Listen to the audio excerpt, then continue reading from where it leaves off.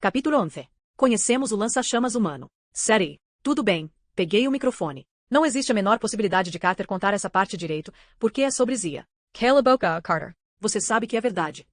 Ah, quem é Zia? Desculpe, estou me precipitando. Corremos para a entrada do museu, e eu não sabia a razão, exceto porque uma gigantesca mulher-gato com garras afiadas tinha nos mandado ir para lá. Você deve entender que eu já estava inconsolável com tudo o que tinha acontecido. Primeiro, perdi meu pai. Segundo, meus amorosos avós me expulsaram de casa. Depois, descobri que, aparentemente, eu tinha o sangue dos faraós. Havia nascido em uma família mágica e toda essa esquisitice que soava bem impressionante, mas que só me trazia toneladas de problemas. E assim que encontrei uma casa nova. Uma mansão com café da manhã completo e bichinhos de estimação adoráveis, com um quarto lindo só para mim, aliás. Tio Amós desapareceu, meus novos amigos, um crocodilo e um babuíno, foram jogados no rio, e a mansão ardeu em chamas. E como tudo isso não fosse suficiente, minha fiel gata Muffin decidirá se envolver numa batalha inútil contra um enxame de escorpiões. É assim que se fala? Enxame de escorpiões? Horda? Bando? Ah, não importa. O que importa é que eu não conseguia acreditar que me pediram para abrir uma passagem mágica quando, evidentemente, eu não tinha essa habilidade, e agora meu irmão me arrastava para longe dali. Eu me sentia um fracasso total. E não quero ouvir seus comentários, Carter. Se lembro bem, você também não foi muito útil naquele momento. Não podemos abandonar Baste. Grady Eye. Veja. Carter continuava correndo e me arrastando com ele, mas eu conseguia ver claramente o que acontecia no obelisco. A massa de escorpiões subia pelas pernas verdes e brilhantes de Baste e penetrava o holograma como se fosse gelatina. Baste esmagava centenas deles com pés e punhos, mas eram muitos. Logo estavam em sua cintura, e o casulo fantasmagórico começou a tremular. Enquanto isso, a deusa vestida de marrom avançava lentamente, e eu tinha a sensação de que ela seria pior do que qualquer quantidade de escorpiões.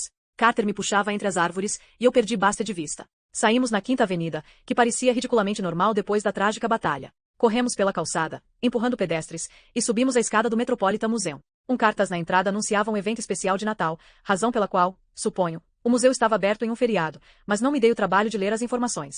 Entramos imediatamente. Como era o lugar? Bem, aquilo era um museu, um grande hall de entrada, muitas colunas, essas coisas. Não posso afirmar que dediquei muito tempo apreciando a decoração. Lembro que havia filas nos guichês para compra de ingressos, porque passamos direto por eles. Também havia seguranças, porque gritaram conosco quando invadimos a exposição. Por sorte, entramos na seção do Egito e acabamos bem em frente a um lugar com corredores estreitos que era uma espécie de réplica de uma tumba. Carter provavelmente teria conseguido explicar a vocês o que era aquilo, mas, sinceramente, eu nem me importava. Vamos, eu disse. Entramos e despistamos os guardas, ou eles tinham algo melhor a fazer além de perseguir crianças travessas. Quando saímos de lá, fomos nos esgueirando e contornando peças até termos certeza de que não éramos seguidos. A ala egípcia não estava cheia.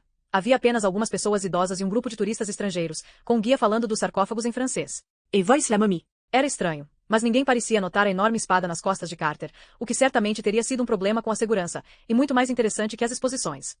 Alguns idosos nos olhavam de um jeito estranho, mas eu suspeitava que eram nossas roupas que os intrigavam, praticamente pijamas de linho, encharcadas de suor e cobertas por folhas e grama. Meus cabelos deviam estar um pesadelo. Encontrei uma sala vazia e puxei Carter para lá. As redomas de vidro estavam cheias de Shabti. Alguns dias antes eu não teria dado a menor atenção a elas. Agora, ficava olhando para as estátuas, certa de que ganhariam vida a qualquer minuto e tentariam me acertar na cabeça. E agora? Perguntei a Carter. Viu algum templo? Não. Ele estava sério e compenetrado, como se tentasse lembrar alguma coisa. Acho que há uma réplica de um templo no final do corredor, ou será que é no Museu do Brooklyn? Talvez no de Munique? Desculpe, visitei tantos museus com papai que acho que todos se misturaram. Buffet, irritada. Pobrezinho, forçado a viajar pelo mundo, não ir à escola e passar todo o tempo com papai, enquanto eu tinha 2 dias por ano com ele. E ai, Carter se virou para mim com força surpreendente. Você teve um lar, teve amigos e uma vida normal, não acordava todas as manhãs tentando lembrar em que país estava. Você não. O vidro perto de nós se quebrou com um estrondo, criando uma chuva de cacos. Carter olhou para mim, perplexo. Fomos nós, como quando explodimos meu bolo de aniversário. Resmunguei, tentando não demonstrar quanto estava assustada. Você precisa controlar seu temperamento. E? Alarmes começaram a soar. Luzes vermelhas piscavam no corredor.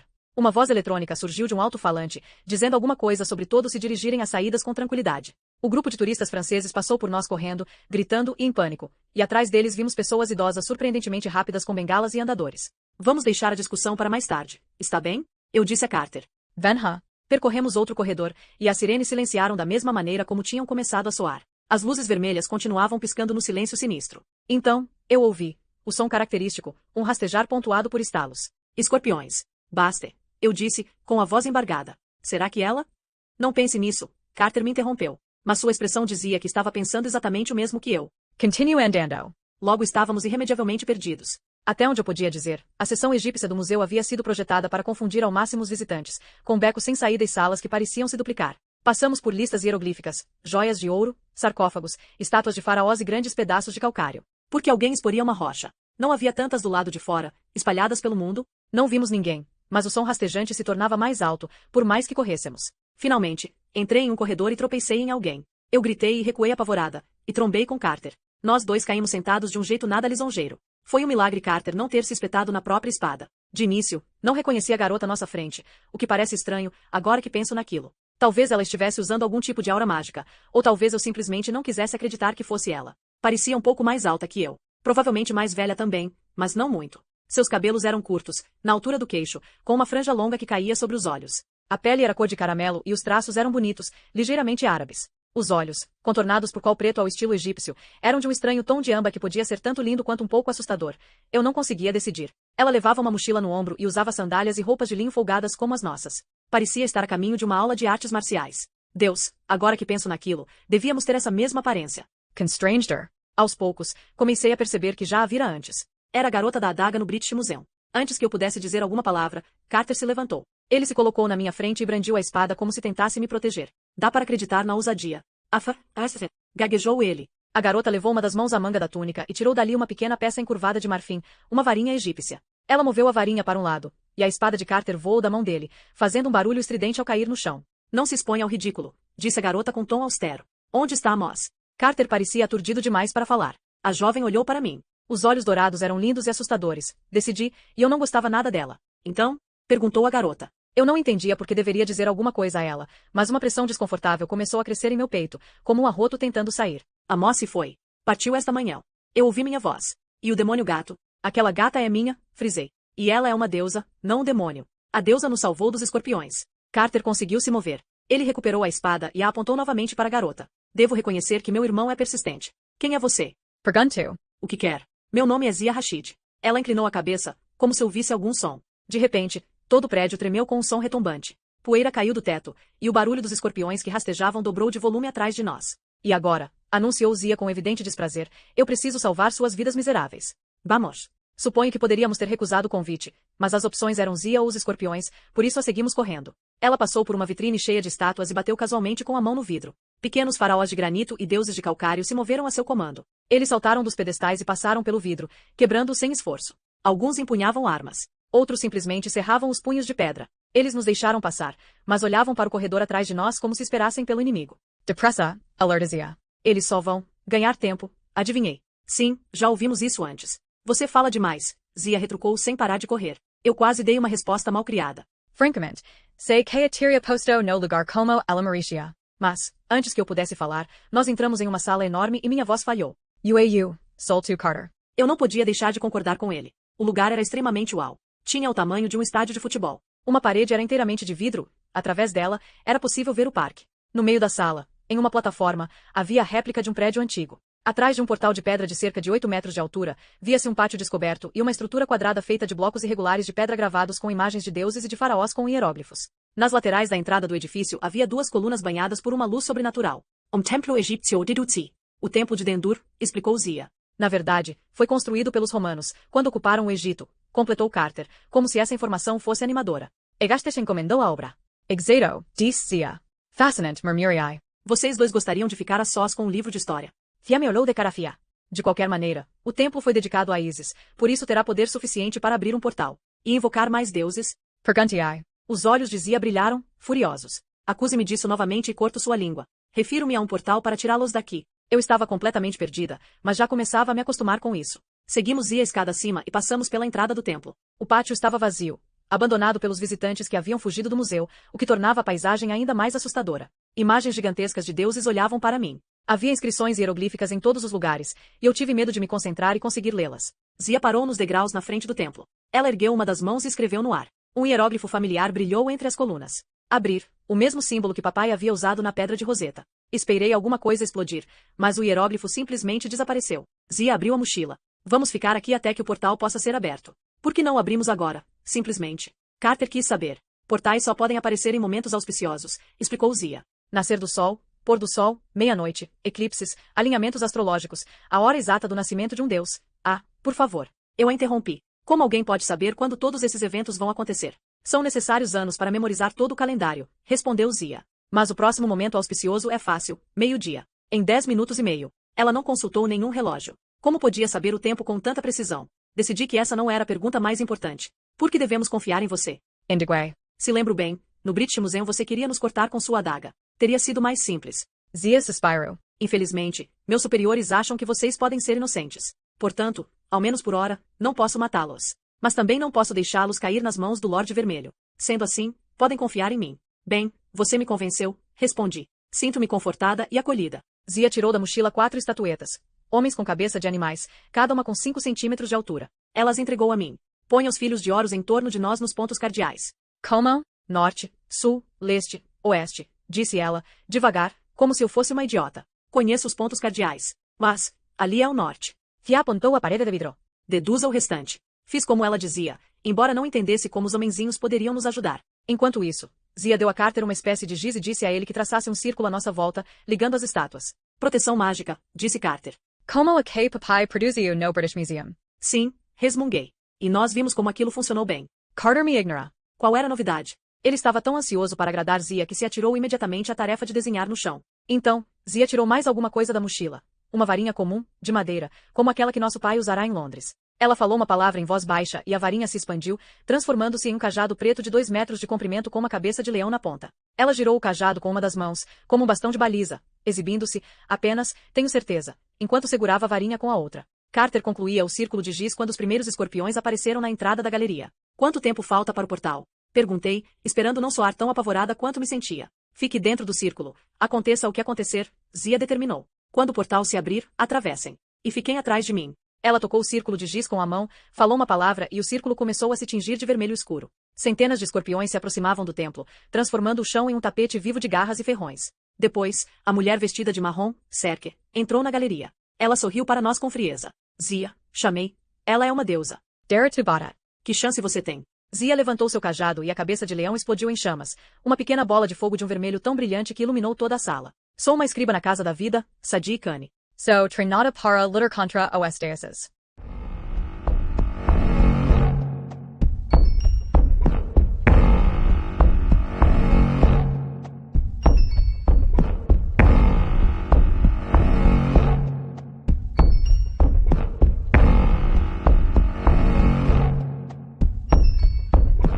Capítulo 12. Mergulhamos em uma ampulheta. Série. Bem, era tudo muito impressionante, eu acho. Deviam ter visto a cara de Carter. Ele parecia um cachorrinho, todo animado. E pare de me empurrar. Você empurrou.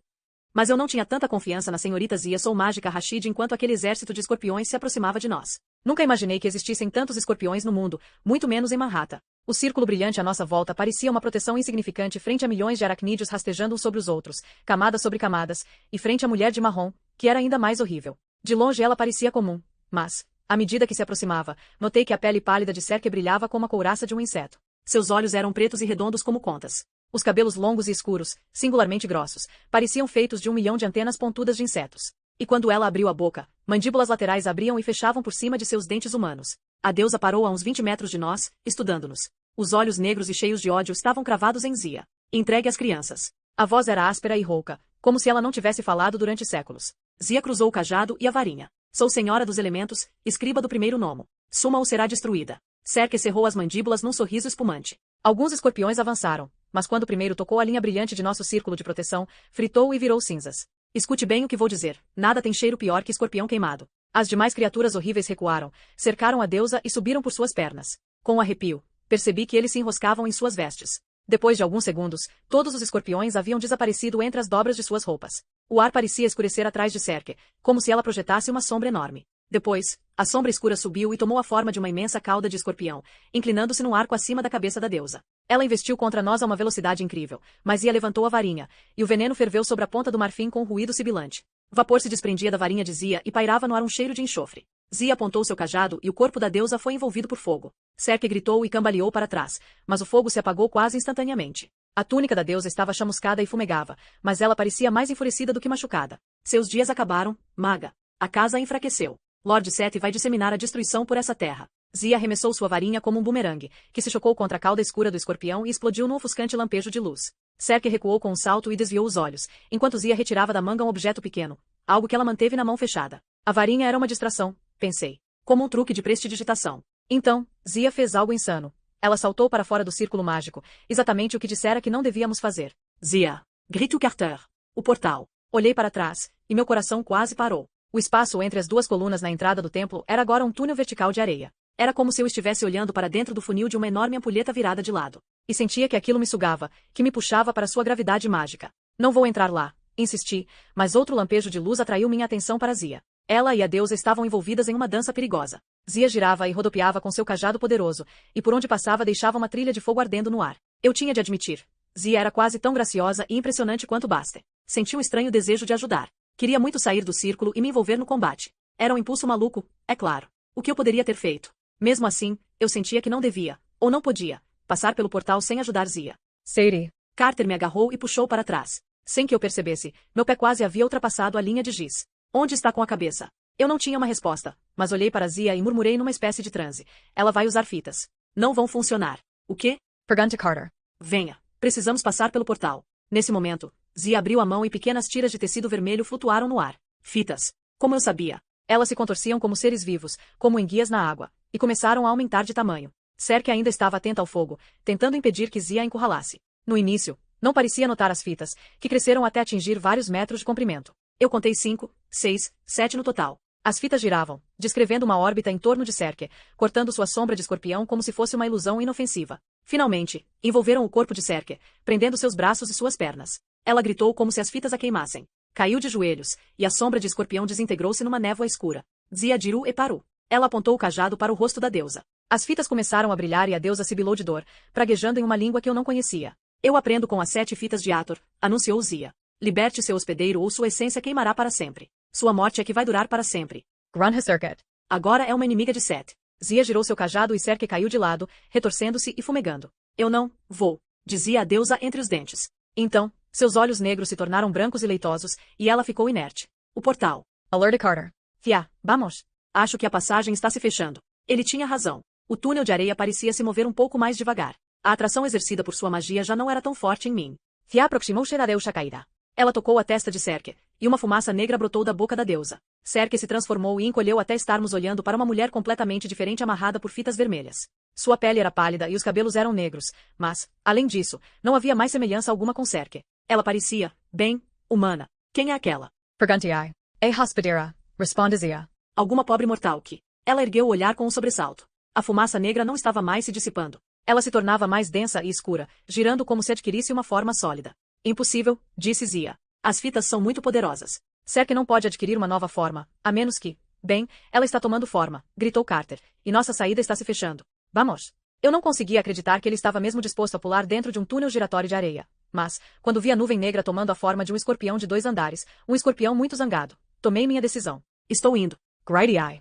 Zia. Insiste Carter. Agora. Talvez você esteja certo. A maga falou, decidida. Ela se virou e, juntos, corremos e pulamos na abertura que girava como um redemoinho.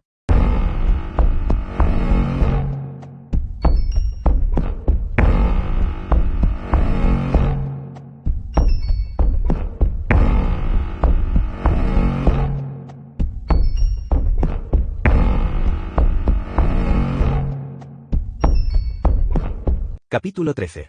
Eu encaro o Peru assassino. Carter. Minha vez. Em primeiro lugar, o comentário de Sadie sobre cachorrinho animado foi totalmente sem propósito. Eu não estava encantado com Zia. Mas não conheço muita gente que arremesse bolas de fogo e lute contra deuses. Pare de fazer caretas para mim, Sadie. Está parecendo Kufo. Bem, nós mergulhamos no túnel de areia. Tudo ficou escuro. Meu estômago reagiu como se eu estivesse em uma montanha-russa e eu despenquei no vazio. Um vento quente passava por mim e minha pele queimava. Caí em um chão frio de ladrilhos, e Sadie e Zia despencaram em cima de mim. Ai! Reclame-ai! A primeira coisa que notei foi a fina camada de areia que cobria meu corpo, como açúcar polvilhado. Depois, meus olhos se adaptaram à luz intensa. Estávamos em um grande edifício, que lembrava um shopping, com muitas pessoas andando à nossa volta. Não um shopping. Era uma espécie de aeroporto de 2 andares, com lojas, muitas vitrines e colunas de aço lustroso. Do lado de fora estava escuro, por isso deduzi que estávamos em um fuso horário diferente. Anúncios saídos dos alto-falantes ecoavam por todo o espaço num idioma que parecia árabe. Sadie cuspiu Aria. ICA. Vamos, disse Zia. Não podemos ficar aqui. Eu me levantei. As pessoas passavam por nós, algumas com roupas ocidentais, outras com túnicas e lenços. Uma família discutindo em alemão passou correndo do nosso lado e quase me atropelou com sua bagagem. Então, eu me virei e vi algo que reconheci. No meio do saguão havia uma réplica em tamanho natural de um antigo barco egípcio, feito de reluzentes painéis de propaganda, um estande de vendas de perfumes e joias. Este é o aeroporto do Cairo, anunciei. Sim, confirmou Zia. Agora vamos. Por que a pressa? Circuit. Ela pode nos seguir pelo portal de areia? Zia balançou a cabeça em sentido negativo. Um artefato superaquece sempre que cria um portal. Precisa de um resfriamento de 12 horas antes de poder ser utilizado novamente. Mas ainda temos de nos preocupar com a equipe de segurança do aeroporto. A menos que queiram conhecer a polícia egípcia, sugiro que venham comigo agora. Ela nos segurou pelo braço e nos guiou pela multidão. Devíamos parecer mendigos com aquelas roupas antiquadas, cobertos de areia da cabeça aos pés. As pessoas nos olhavam com curiosidade e espanto, mas ninguém tentou nos deter. Por que estamos aqui?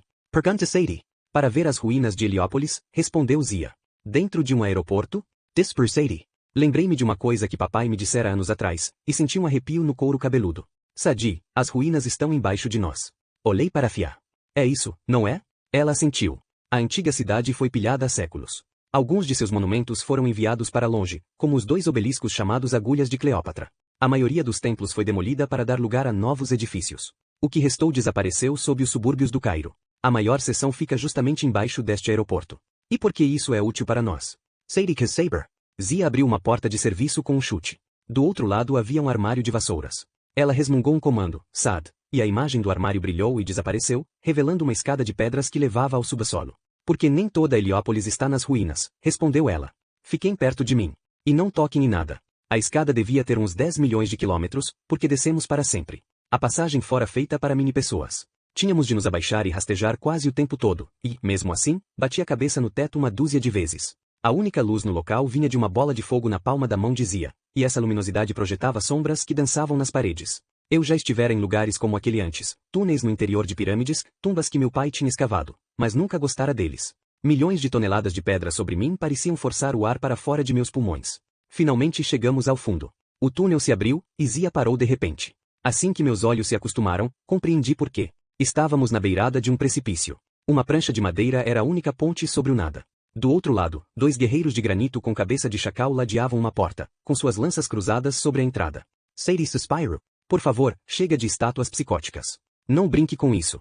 Zia a preveniu. Esta é uma entrada para o primeiro nomo, o ramo mais antigo da Casa da Vida, quartel-general de todos os magos. Minha missão era trazê-los até aqui em segurança, mas não posso ajudá-los a atravessar. Cada mago deve abrir caminho por si mesmo, e o desafio é diferente para cada solicitante. Ela olhou para Sadie com evidente expectativa, o que me aborreceu. Primeiro Baste, agora Zia, ambas tratando Sadie como se ela tivesse superpoderes. Quer dizer, tudo bem, ela havia conseguido abrir a porta da biblioteca, mas por que ninguém esperava que eu fizesse os truques legais? Além do mais, eu ainda estava zangado com Sadie pelos comentários que ela tinha feito no museu em Nova York, sobre como eu me divertira viajando pelo mundo com nosso pai. Ela não tinha ideia de quantas vezes quis reclamar das viagens constantes, de quantos dias sonhei não ter de entrar em um avião e poder ser como qualquer garoto normal, ir à escola e fazer amigos. Mas eu não podia me queixar. Você deve se apresentar sempre impecável, papai tinha me dito. E ele não se referia apenas às roupas. Falava também de minha atitude. Sem mamãe, eu era tudo o que ele tinha. Papai precisava que eu fosse forte. Na maior parte do tempo, nada disso me incomodava. Eu amava meu pai. Mas também era difícil. Sadie não entendia nada disso. Ela havia ficado com a vida mais fácil. E agora era como se recebesse toda a atenção, como se ela fosse especial. Não era justo. Então, ouvi em meus pensamentos a voz de papai: justiça é garantir que todos recebam o que é necessário. E a única maneira de ter o que é necessário é você mesmo fazer acontecer. Não sei o que deu em mim, mas empunhei a espada e marchei pela prancha. Era como se minhas pernas agissem por conta própria, como se fossem independentes de meu cérebro. Parte de mim pensava: essa é uma ideia muito ruim. Mas outra parte respondia: não, não temos medo disso. E essa voz não parecia ser minha. Carter. Sadie gritou. Continuei andando. Tentava não olhar para baixo, para o impressionante vazio sob meus pés, mas o tamanho do abismo me deixava tonto. Eu me sentia como um daqueles brinquedos com giroscópio, girando e balançando enquanto atravessava o abismo pela tábua estreita. Quando me aproximei do outro lado, a porta entre as 2 estátuas começou a tremer, como uma cortina de luz vermelha. Respirei fundo. Talvez a luz vermelha fosse um portal, como o túnel de areia. Se eu corresse até ela. Foi quando a primeira adaga foi arremessada do túnel. Minha espada se moveu antes que eu percebesse. A adaga deveria ter perfurado meu peito, mas, de algum jeito, eu a desviei com minha lâmina e a joguei no fundo do abismo. Mais 2 delas surgiram do túnel. Meus reflexos nunca foram os melhores, mas, de repente, eram perfeitos. Desviei de uma das adagas e rebati a outra com a lâmina curva de minha espada, lançando-a de volta ao túnel. Como eu havia feito isso? Avancei até o final da prancha e corri até a luz vermelha, que tremulou e apagou. Esperei que as estátuas ganhassem vida, mas nada aconteceu. O único som que ouvi foi o de uma adaga caindo nas pedras no fundo do abismo. A passagem voltou a brilhar. A luz vermelha se fundiu numa forma estranha, um pássaro de 3 metros de altura com cabeça de homem. Eu ergui minha espada, mas Zia gritou, Carter, não. A criatura dobrou suas asas. Seus olhos, delineados com col, ficaram mais estreitos ao me estudar. Uma peruca preta ornamental brilhava sobre sua cabeça e seu rosto era riscado por rugas. Uma das falsas barbas trançadas de Faraó estava presa em seu queixo como um rabo de cavalo ao contrário. Ele não parecia hostil, exceto pela luz vermelha brilhando à sua volta e pelo fato de ele ser, do pescoço para baixo, o maior peru assassino do mundo. Então, uma ideia assustadora me ocorreu. Aquele era um pássaro com cabeça humana, a mesma forma que imaginei assumir quando dormi na casa de Amós, quando minha alma deixou meu corpo e voou até Fênix. Eu não tinha ideia do que isso significava, mas me assustava muito. A criatura alada ciscou no chão de pedra. Depois, inesperadamente, sorriu. Pari, Nisvanafer, disse a mim, ou pelo menos foi o que pareceu. Zia Arfu sobre resultada. Ela e Sadi estavam atrás de mim agora, ambas muito pálidas. Aparentemente, haviam conseguido atravessar o abismo e eu não notara. Finalmente, Fia se recuperou. E se curvou para o pássaro com cabeça de gente. Sadi seguiu seu exemplo. A criatura piscou para mim, como se tivéssemos acabado de compartilhar uma piada. Depois, desapareceu. A luz vermelha se apagou. As estátuas recolheram os braços, descruzando as lanças que protegiam a entrada. É isso. Perguntei. O que o peru disse. Zia olhou para mim com uma emoção que parecia ser medo. Aquilo não era um peru, Carter. Aquilo era um BA. Eu tinha ouvido meu pai usar essa palavra antes, mas não conseguia lembrar seu significado. Outro monstro, uma alma humana, explicou Zia. Nesse caso, o espírito de um morto. Um mago dos tempos antigos, que voltou para servir de guardião. Eles vigiam as entradas da casa. Ela estudava meu rosto como se eu estivesse com alguma terrível urticária. O que é? Perguntei. Por que está olhando para mim desse jeito? Nada, respondeu ela. Precisamos correr. Zia se espremeu a meu lado na passagem e desapareceu dentro do túnel. Sadi também me olhava. Tudo bem, eu disse. O que o homem-pássaro falou? Você entendeu? Ela assentiu, desconfortável. Ele o confundiu com alguém. Tive em Sagamar. Por quê? Porque ele disse, vá em frente, bom rei. Depois disso eu fiquei atordoado. Passamos pelo túnel e entramos numa vasta cidade subterrânea de corredores e câmaras, mas só me lembro de algumas partes dela. O pé direito das salas tinha de 6 a 9 metros de altura, por isso não parecia que estávamos no subsolo. Todas as câmaras tinham imensas colunas de pedra, como as que eu tinha visto nas ruínas egípcias, mas as daqui estavam em perfeitas condições, pintadas para parecerem palmeiras, com folhas verdes entalhadas no alto, e eu me sentia como se caminhasse por uma floresta petrificada. O fogo ardia em braseiros de cobre. Não parecia haver fumaça, e o ar tinha um cheiro bom, como em um mercado de especiarias, canela, cravo, noz moscada e outros temperos que eu não conseguia identificar. A cidade tinha o perfume de Zia. Compreendi que aquele era seu lar. Vimos algumas outras pessoas, poucas, a maioria mulheres e homens mais velhos. Alguns vestiam túnicas de linho, outros, roupas modernas. Um homem de terno passou por nós com um leopardo negro em uma coleira, como se isso fosse completamente normal. Outro gritava ordens para um pequeno exército de vassouras, esfregões e baldes, que se moviam diligentes, limpando a cidade. É como aquele filme, comentou Sadi. Ou é um desenho. Aquele em que o Mickey tenta fazer mágica e as vassouras não obedecem, derrubam água. Aprendiz de feiticeiro, respondeu Zia. Sabe que a produção se baseou em uma história egípcia, não é? Seria Encru silenciosamente. Eu sabia como ela se sentia. Era informação demais para processar. Atravessamos uma sala de estátuas com cabeça de chacal, e eu podia jurar que seus olhos nos seguiam. Alguns minutos mais tarde, Zia nos conduziu a um mercado ao ar livre, se é que se pode falar em ar livre no subterrâneo, com várias barracas vendendo coisas estranhas, como varinhas em forma de bumerangue, bonecos animados de argila, papagaios, cobras, rolos de papiro e centenas de amuletos brilhantes diferentes. Em seguida, atravessamos um caminho de pedra sobre um rio escuro cheio de peixes. Pensei que fossem peixes inofensivos, até ver seus dentes ameaçadores. São piranhas? Perguntei. Peixes tigre do Nilo, respondeu Zia. São como piranhas, mas podem pesar até 8 quilos. Depois disso passei a tomar mais cuidado com o lugar onde pisava. Viramos em uma esquina e passamos por um edifício muito ornamentado encravado na rocha negra. Faraós sentados tinham sido esculpidos nas paredes, e a porta tinha a forma de uma serpente enrolada. O que tem lá dentro? Sadie Saber. Espiamos o interior do prédio e vimos fileiras de crianças, talvez 2 dúzias ao todo, com idade variando entre 6 e 10 anos, todas sentadas de pernas cruzadas em almofadas. Elas se debruçavam sobre tigelas de cobre e olhavam intensamente para o líquido ali contido, resmungando alguma coisa. No início, pensei que fosse uma sala de aula, mas não havia nem sinal de professor, e o aposento era iluminado apenas por algumas velas. Considerando o número de assentos vazios, o espaço deveria abrigar o dobro de crianças. Nossos iniciados, explicou Zia, estão aprendendo a arte da vidência. O primeiro nomo precisa manter contato com nossos irmãos no mundo todo. Usamos nossos pequenos como telefonistas, pode-se dizer. Quer dizer que vocês têm bases como esta no mundo todo? A maioria é menor, mas, sim. Lembrei o que Amós tinha nos falado sobre os nomos. O Egito é o primeiro nomo. Nova York é o 21º. Qual é o último? O 360º. A Antártida, respondeu Zia. Uma locação punitiva. Não há nada lá, exceto 2 magos congelados e um punhado de pinguins mágicos. Penguins Magicas? Nem me pergunte. Sadi apontou para as crianças dentro do prédio. Como isso funciona? Eles veem imagens na água. É óleo, corrigiu Zia. E, sim, tão poucos, notou Sadi. Esses são os únicos iniciados na cidade toda? No mundo todo, corrigiu Zia. Havia mais antes, ela parou. And that's okay? Eu quis saber. De nada, respondeu Zia em tom sombrio. Os iniciados são encarregados da vidência porque a mente jovem é mais receptiva. Os magos começam o treinamento antes dos 10 anos, com algumas perigosas exceções. Está falando de nós? Deduzi. Ela me olhou apreensiva, e eu notei que Zia ainda estava pensando em como o espírito pássaro me chamara. Bom rei. Parecia tão irreal quanto o nome de nossa família naquele pergaminho do sangue dos faraós. Como poderia ter alguma relação com antigos reis? E, mesmo que tivesse, eu certamente não era um rei. Não tinha um reino. Não tinha mais nem mesmo minha única mala. Eles estão esperando vocês, informou Zia. Venom. Andamos tanto que meus pés começaram a doer. Finalmente, chegamos a um entroncamento de vias. À direita havia uma imponente porta de bronze com fogo ardendo nas laterais. À esquerda, uma esfinge de uns 6 metros de altura encravada na parede. Havia uma porta entre suas patas, mas estava emparedada e coberta de teias de aranha. Parece a esfinge de Gizeh, comentei. É porque estamos exatamente embaixo da esfinge verdadeira, anunciou Zia. Aquele túnel leva até lá. Ou levava, antes de ser fechado. Fiz mentalmente alguns cálculos rápidos. A esfinge fica a uns 30 quilômetros do aeroporto do Cairo. É mais ou menos isso. Não podemos ter percorrido toda essa distância. Zia sorriu, e não pude deixar de notar como seus olhos eram bonitos. A distância é diferente nos lugares mágicos, Carter. Já deve ter percebido. Sadie Pegaria. Mas por que o túnel foi fechado? Então, a esfinge era muito popular entre os arqueólogos, explicou Zia. Eles estavam sempre escavando a área. Finalmente, na década de 1980, encontraram o primeiro trecho do túnel sob a esfinge. Papai me falou sobre isso. Responde. Mas disse que o túnel não tinha saída. Foi quando decidimos fechá-lo. Não podíamos deixar que os arqueólogos descobrissem quanto não sabiam. O maior arqueólogo do Egito recentemente especulou sobre apenas 30% das antigas relíquias egípcias terem sido encontradas até agora. Na verdade, eles só descobriram 10%, e nem foi o 10º mais interessante. E quanto à tumba do rei Tut? Pergunte-ai. Aquele rei menino.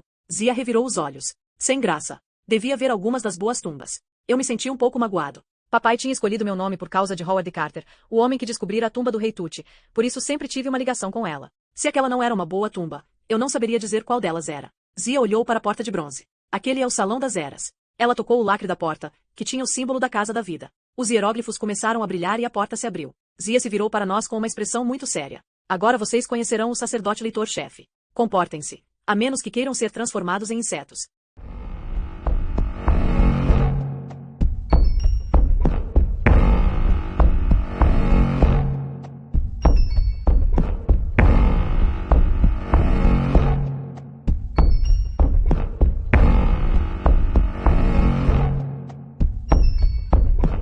Capítulo 14. Um francês quase nos mata. Carter. Nos últimos 2 dias, eu tinha visto muitas coisas malucas, mas o Salão das Eras levava o prêmio. Fileiras duplas de pilares de pedra sustentavam um teto tão alto que seria possível estacionar um dirigível ali, sem problemas. Um tapete azul cintilante que parecia água se estendia pelo meio do salão, tão comprido que eu não conseguia ver o final, apesar da iluminação radiante. Bolas de fogo flutuavam como balões de gás hélio do tamanho de bolas de basquete e mudavam de cor sempre que se chocavam. Milhões de pequeninos símbolos hieroglíficos também pairavam no ar, combinando-se aleatoriamente para formar palavras que se desmanchavam em seguida. Eu agarrei um par de pernas vermelhas brilhantes. Elas caminharam pela palma de minha mão antes de saltarem e se dissolverem no ar. O mais esquisito, porém, eram as projeções. Não sei que outro nome poderia dar aquilo. Entre as colunas à direita e à esquerda, imagens iam se sucedendo, aparecendo, ganhando foco e depois se tornando turvas novamente, como hologramas em uma tempestade de areia. Venom, chama Zia. E não fiquei olhando por muito tempo. Era impossível não olhar. Nos primeiros 6 metros, mais ou menos, as cenas mágicas espalhavam um brilho dourado pelo salão.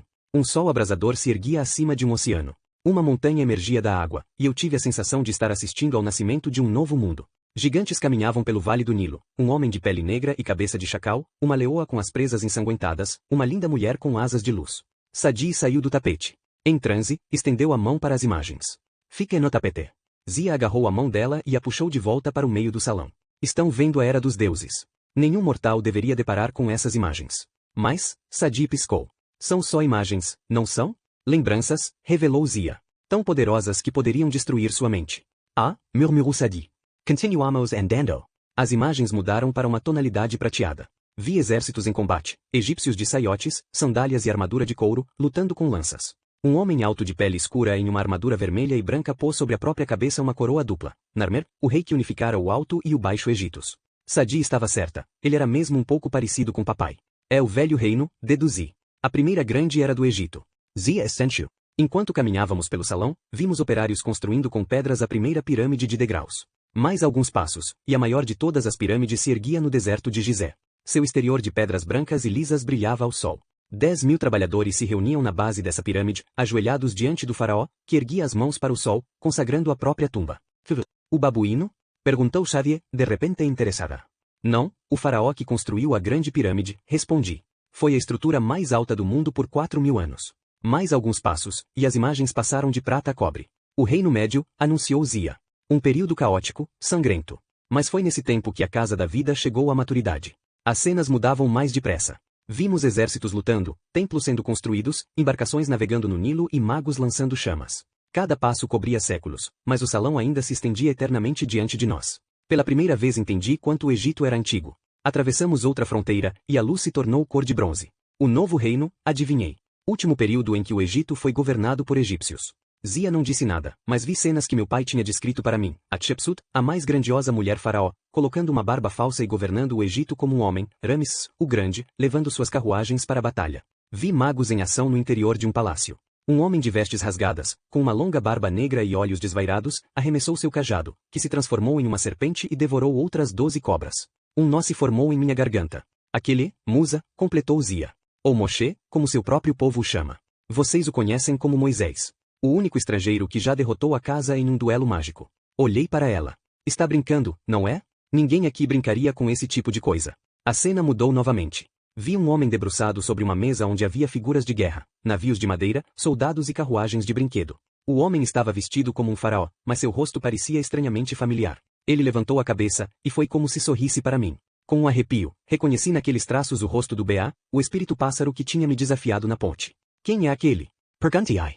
Nectanebo II, responde Zia.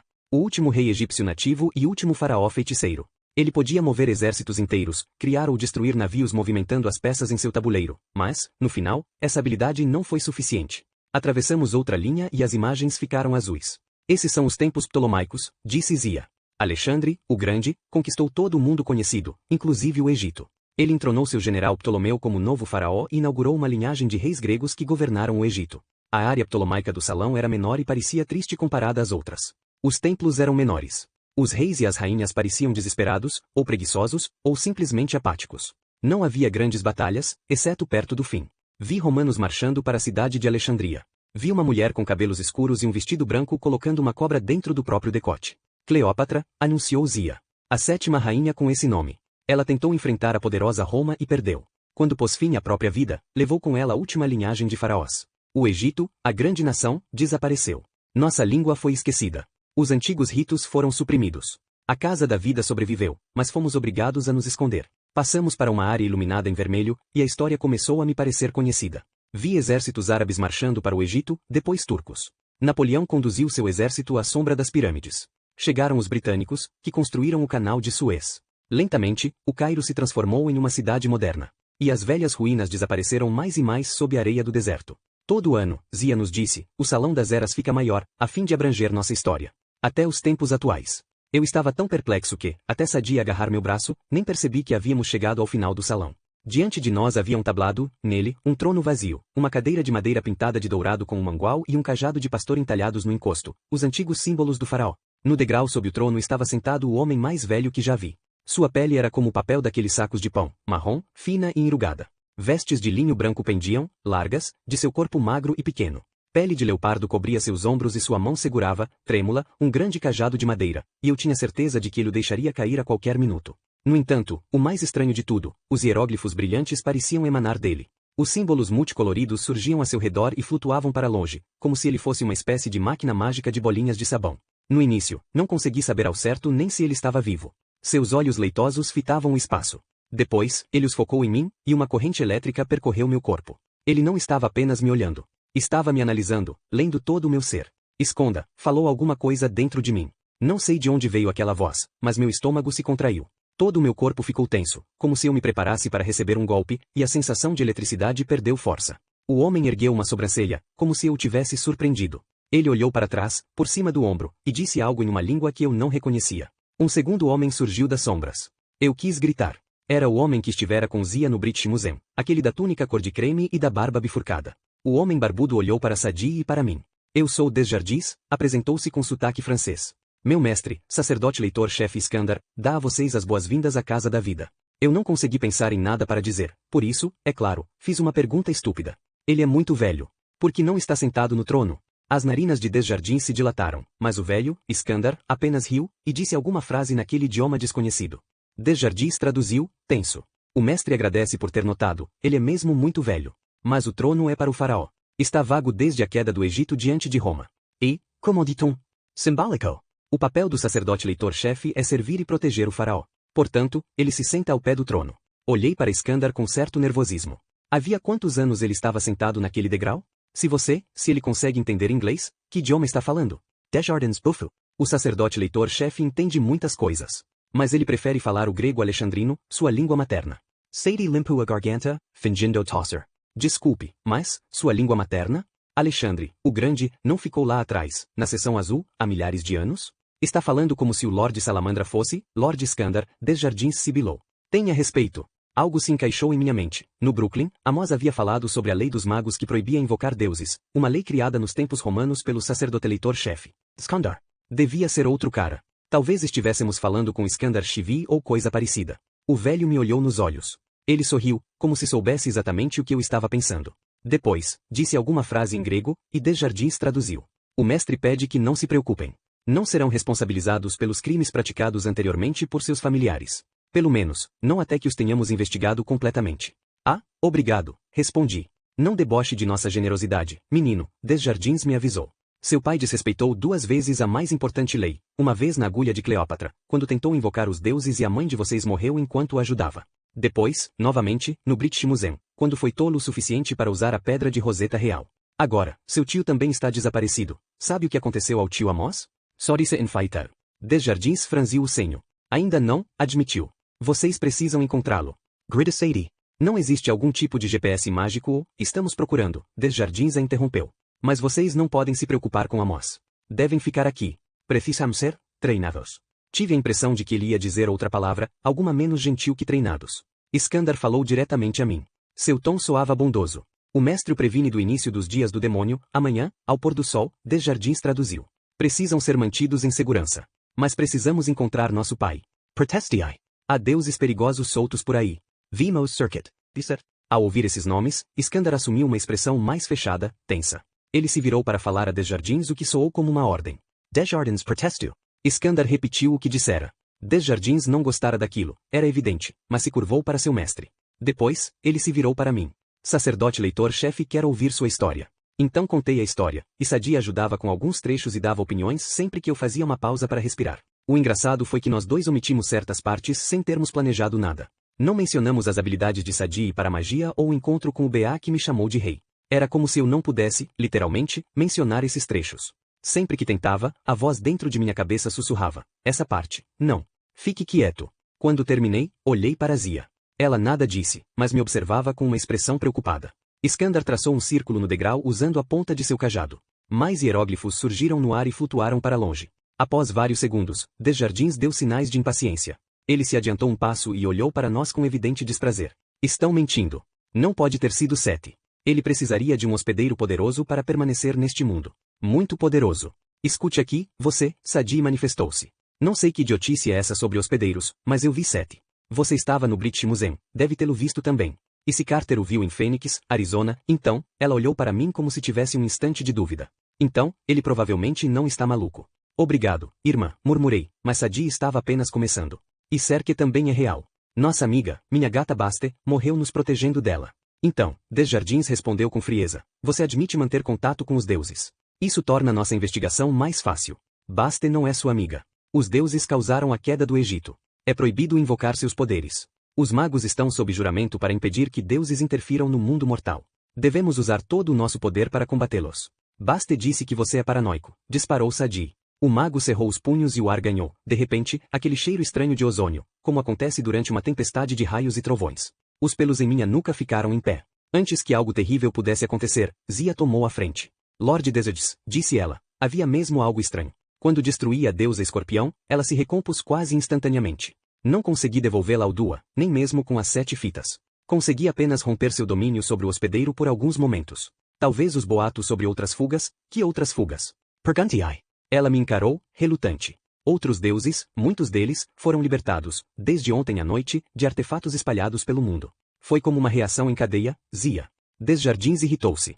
Essa informação não deve ser divulgada. Escute, comecei. Lorde, senhor, tanto faz? Baste nos avisou que isso tinha acontecido.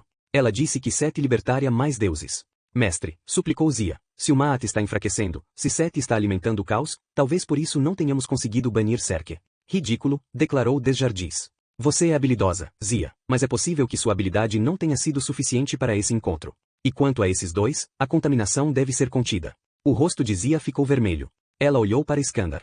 Mestre, por favor, dê-me uma chance com eles. Está esquecendo qual é seu lugar, Desjardins a censurou. Esses dois são culpados e devem ser destruídos. Minha garganta começou a fechar. Olhei para Xavier. Se tivéssemos de correr pelo salão para escapar, eu nem queria pensar em quais seriam nossas chances. O homem idoso finalmente levantou os olhos. Ele sorriu para Zia com sincero afeto. Por um segundo, imaginei se ele seria o tataravô dela, ou se teria algum outro parentesco. Ele falou em grego e Zia se curvou com austeridade. Desjardins Pericia Prests a Exploder. Ele suspendeu a bainha da túnica, a fim de não tropeçar nela, e caminhou para trás do trono.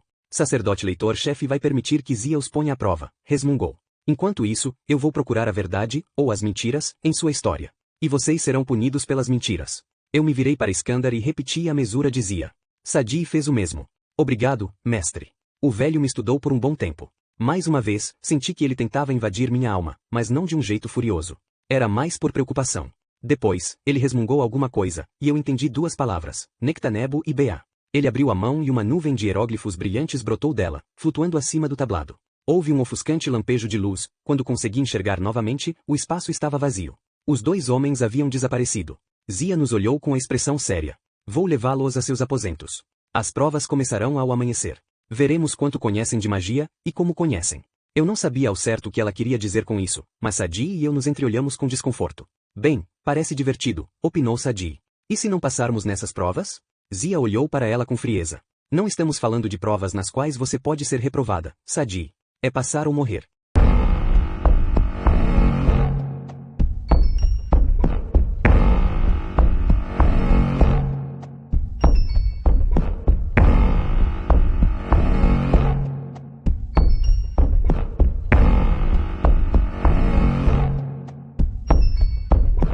Capítulo 15. Uma festa de aniversário divina. Série. Carter foi levado para um dormitório diferente, por isso não sei como ele dormiu. Mas eu não consegui pregar os olhos. Teria sido difícil com os comentários de Zia sobre passar nas provas ou morrer, mas ficou ainda pior pelas acomodações. O dormitório feminino não tinha nada do conforto da mansão de Amos. Das paredes de pedra minava a umidade. Imagens sinistras de monstros egípcios dançavam pelo teto à luz das tochas. Minha cama parecia uma maca suspensa, e as outras meninas em treinamento, iniciadas, Zia as chamava. Eram muito mais novas que eu, por isso, quando a velha governanta do dormitório ordenou que elas dormissem imediatamente, todas obedeceram. A governanta acenou com a mão e as tochas se apagaram. Ela fechou a porta ao sair e ouviu o som de fechaduras e trancas. A Dorval, aprisionada na masmorra de um jardim de infância. Fiquei olhando a escuridão até ouvir o ronco das outras meninas. Um único pensamento continuava me incomodando, uma urgência da qual eu não conseguia me livrar. Finalmente, eu me levantei da cama e calcei os coturnos. Tateei até chegar à porta. Jirai a Macanita. Tronqueda, como eu imaginava. Senti a tentação de chutar a porta, mas resisti ao lembrar o que Zia fizera com o armário de vassouras no aeroporto do Cairo. Encostei a palma da mão na porta. Sahid Sasarai. Trincos e trancas se instalaram. A porta se abriu. Esse era um truque bem útil. Do lado de fora, os corredores estavam escuros e vazios. Aparentemente, não havia muita vida noturna no primeiro nomo. Caminhei de modo furtivo pela cidade, refazendo o trajeto que fizéramos até ali, mas nada vi além de uma ou outra cobra rastejando pelo chão. Depois dos últimos 2 dias, isso nem me abalava. Pensei em tentar encontrar Carter, mas não sabia para onde o tinham levado. Francamente, queria agir sozinha dessa vez. Depois de nossa última discussão em Nova York, eu não sabia o que sentia por meu irmão. A ideia de que ele podia invejar a minha vida enquanto viajava pelo mundo com papai. Por favor.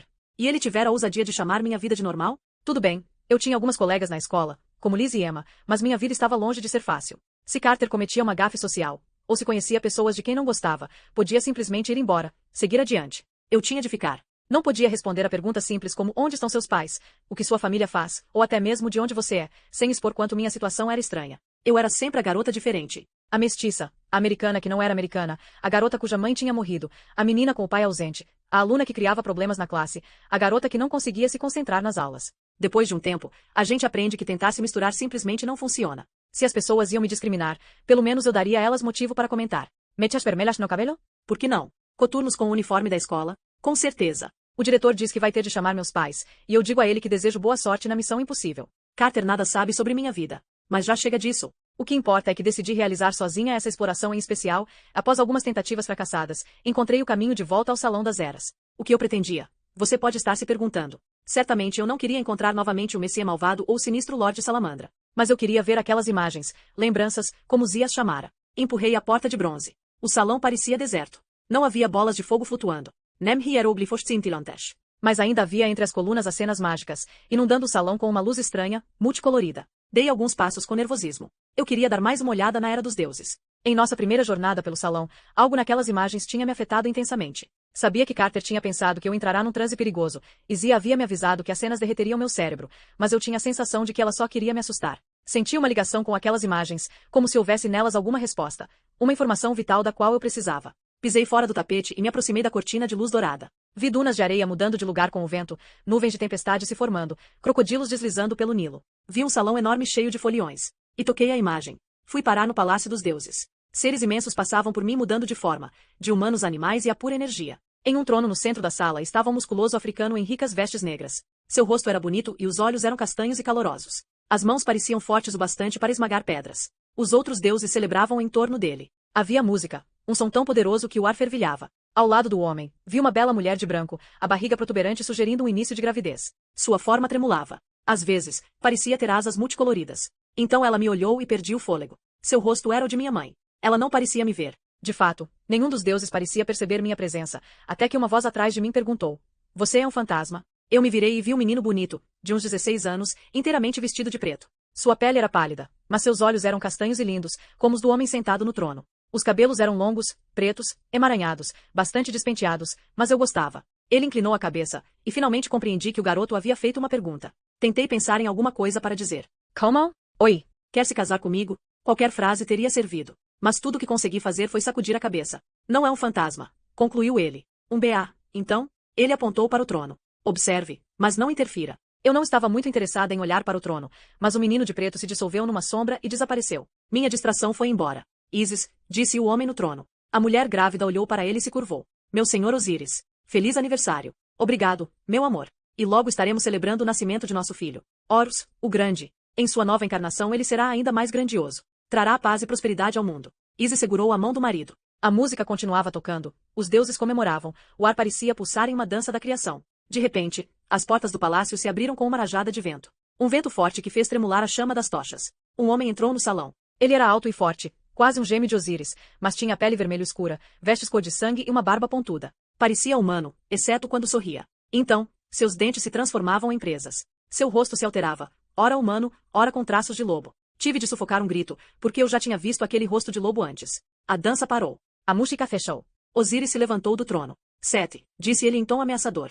O que faz aqui? Sete riu, e a tensão na sala se desfez. Apesar dos olhos cruéis, ele tinha uma gargalhada contagiante, muito diferente do guincho que soltara no British Museum. Era despreocupada e amistosa, como se ele não tivesse nenhuma má intenção. Vim celebrar o aniversário de meu irmão, é claro, exclamou o recém-chegado. E trago entretenimento. Ele apontou para trás. 4 homens muito grandes com cabeça de lobo entraram no salão carregando um caixão dourado cravejado de pedras preciosas. Meu coração disparou. Era a mesma caixa que Sete utilizara para aprisionar meu pai no British Museum.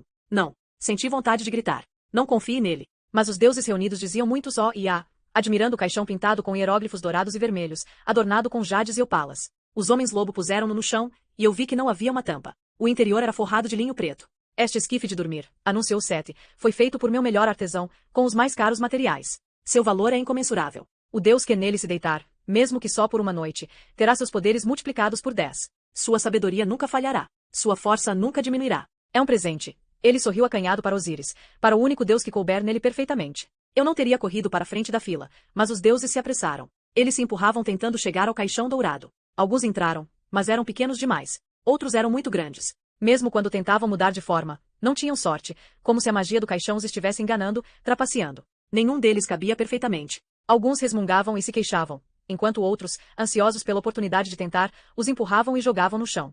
Sete se virou para Osíris com uma risada bem-humorada. Bem, irmão, ainda não temos um vencedor. Não vai tentar? Só o melhor dos deuses terá sucesso. Os olhos de Osíris brilhavam. Aparentemente, ele não era o deus da inteligência, porque parecia completamente fascinado pela beleza do esquife. Todos os outros deuses olhavam para ele com grande expectativa, e eu pude ver o que ele estava pensando. Se coubesse na caixa, aquele seria um fabuloso presente de aniversário. Até mesmo Sete, seu terrível irmão, teria de admitir que ele tinha o direito de ser reconhecido como rei de todos os deuses. Só Isis parecia preocupada. Ela mantinha uma das mãos sobre o ombro do marido. Meu senhor, não. Sete não dá presentes. Estou ofendido. Reagiu Sete em tom magoado. Não posso celebrar o aniversário de meu irmão? Estamos tão distantes que não posso nem pedir desculpas ao rei? Osiris sorriu para Isis. Minha querida, é só uma brincadeira. Não tema. Ele se levantou do trono. Os deuses aplaudiram quando ele se aproximou do caixão. Viva Osiris! Grita Set! O rei dos deuses entrou no caixão, e quando olhou em minha direção, só por um momento, vi nele o rosto de meu pai. Não, pensei novamente. Não faça isso. Mas Osiris se deitou. Ecub nele perfeitamente. Aplausos eclodiram no salão, todos os deuses comemoravam. Mas, antes que Osiris pudesse se levantar, Sete bateu palmas uma vez. Uma tampa dourada materializou-se e lacrou o esquife. Osiris gritou furiosamente, mas o som foi abafado.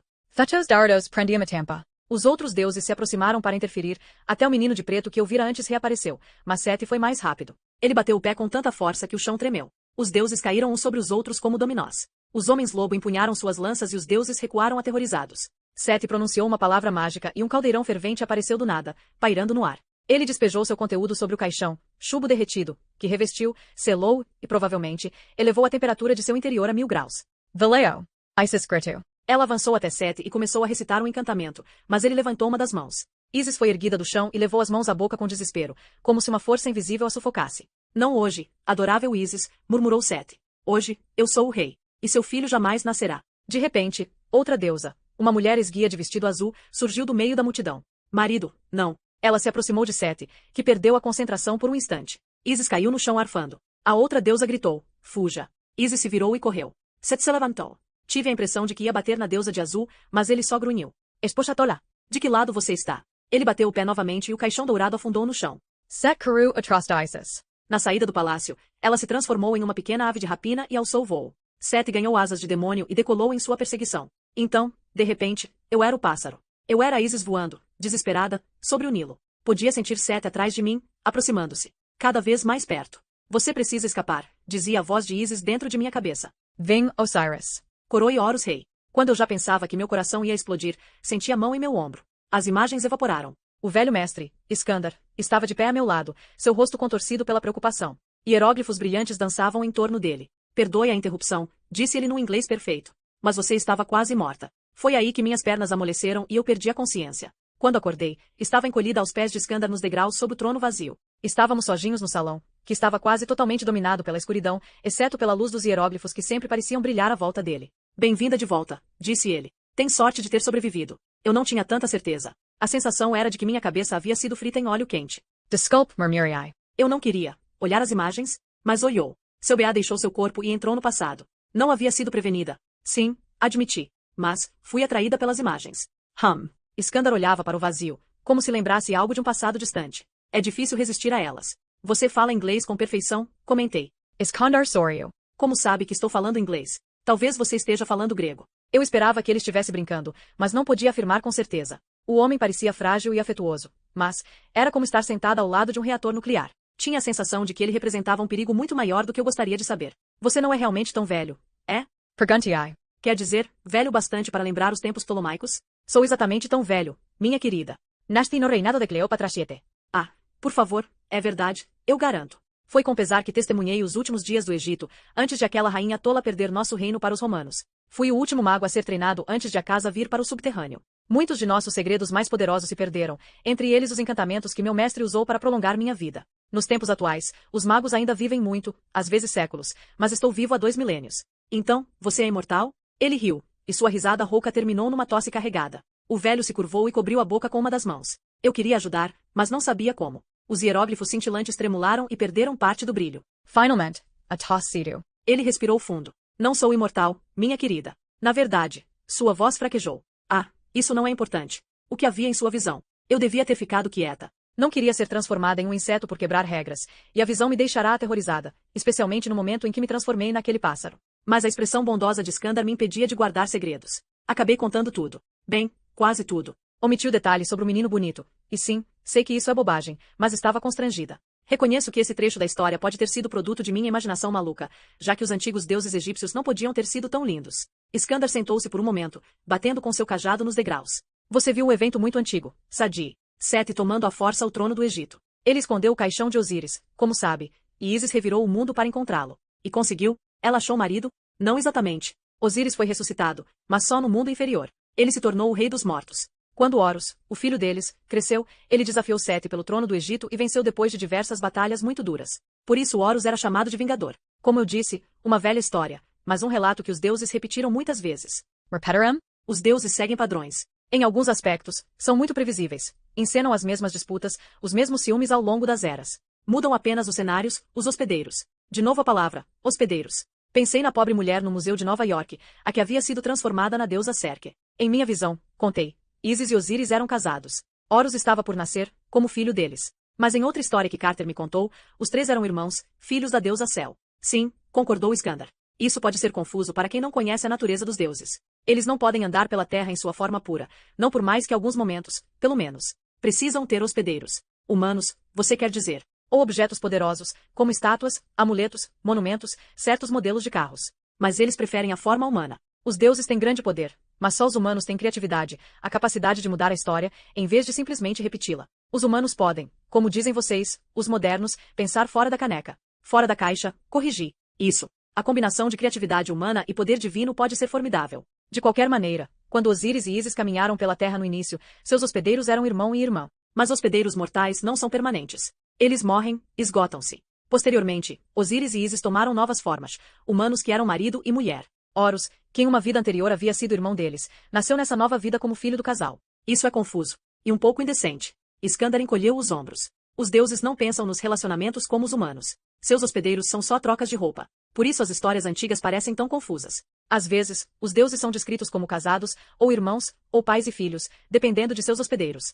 O próprio faraó era chamado de Deus vivo. Os egiptólogos acreditam que tudo isso era só uma gigantesca propaganda, mas o fato é que era literalmente verdade. Os faraós mais importantes se tornaram hospedeiros de deuses, normalmente de Horus. Ele conferia poder e sabedoria aos governantes e os fez transformar o Egito em um império poderoso. Mas isso é bom, não é? Porque então é contra a lei invocar um deus. O rosto de Iskandar tornou-se sombrio. Os deuses têm objetivos diferentes dos humanos, Sadi. Podem dominar seus hospedeiros, esgotá-los. Por isso tantos hospedeiros morrem jovens. Tutancâmon, pobrezinho, morreu aos 19 anos. Cleópatra VII foi ainda pior. Ela tentou hospedar o espírito de Ísis sem saber o que estava fazendo, e isso destruiu sua mente. Nos velhos tempos, a Casa da Vida ensinava o uso da magia divina. Iniciados podiam estudar o caminho de Horus, Ísis, Sekhmet ou de muitos outros deuses, aprendendo a canalizar seus poderes. Naquele tempo, tínhamos muito mais iniciados. Iskandar olhou em volta, para o salão vazio, como se o imaginasse cheio de magos. Apenas de tempos em tempos alguns adeptos conseguiam invocar os deuses. Outros tentavam hospedar seus espíritos, com graus variados de sucesso. O maior objetivo era se tornar o olho de um deus, uma união perfeita de duas almas, a mortal e a imortal. Poucos conseguiam, mesmo entre os faraós, que nasciam para essa missão. Muitos se destruíam tentando. Ele virou a palma da mão para cima, e tinha a mais profunda linha da vida que eu já vira. Quando o Egito finalmente caiu sob o poder dos romanos, ficou claro para nós, para mim, que a humanidade, nossos governantes, até o mais poderoso dos magos, não possuía mais a força de vontade para dominar o poder de um deus. Os únicos que podiam, sua voz falhou. O quê? Nada, minha querida. Eu falo demais. Fraquezas de um velho. Está falando dos que tinham o sangue dos faraós, não é? Ele me encarou. Seus olhos já não pareciam opacos, leitosos. Eles agora queimavam de intensidade. Você é uma menina fabulosa. Lembra-me sua mãe. Agora eu estava boquiaberta. Você a conheceu? É claro que sim. Ela foi treinada aqui, como seu pai. Sua mãe, bem, além de ser uma cientista brilhante, tinha o dom da adivinhação. Uma das mais difíceis formas de magia, e foi a primeira em séculos a possuí-la. Adivinhação? Ver o futuro. É uma tarefa difícil, nunca é perfeita, mas ela tinha visões que a fizeram buscar orientação em lugares pouco convencionais, visões que fizeram até este velho questionar algumas crenças muito antigas. Ele voltará à terra das lembranças, o que já era bastante irritante quando os meus avós o faziam, e se tornava simplesmente de enlouquecer quando quem viajava era um mago poderoso com informações valiosas. Iskandar? Ele me olhou com alguma surpresa, como se tivesse esquecido que eu estava ali. Desculpe, Sadie. Acho que devo ir direto ao ponto. Você tem um caminho difícil pela frente, mas estou convencido de que é um caminho que deve seguir, pelo bem de todos nós. Seu irmão vai precisar de sua orientação. Tive vontade de rir. Carter vai precisar de minha orientação? Para quê? E que caminho é esse? Tudo a seu tempo. As coisas devem seguir seu curso. Resposta típica de um adulto. Tanti quanto a frustração. E se eu precisar de orientação? Zia, respondeu ele sem hesitar. Ela é minha melhor discípula e é sábia. Quando chegar a hora, saberá como ajudar você. Certo, concordei um pouco desapontada. Zia, por hora você deve descansar, minha querida. E tudo indica que também posso repousar, finalmente. Ele parecia triste. mas aliviado. Eu não sabia sobre o que Skandar estava falando, mas nem tive tempo ou chance de perguntar. Lamento que nosso tempo juntos tenha sido tão breve. Durma bem, Sadiq Kani. Mas, Skandar tocou-me na testa. E eu mergulhei num sono profundo e sem sonhos.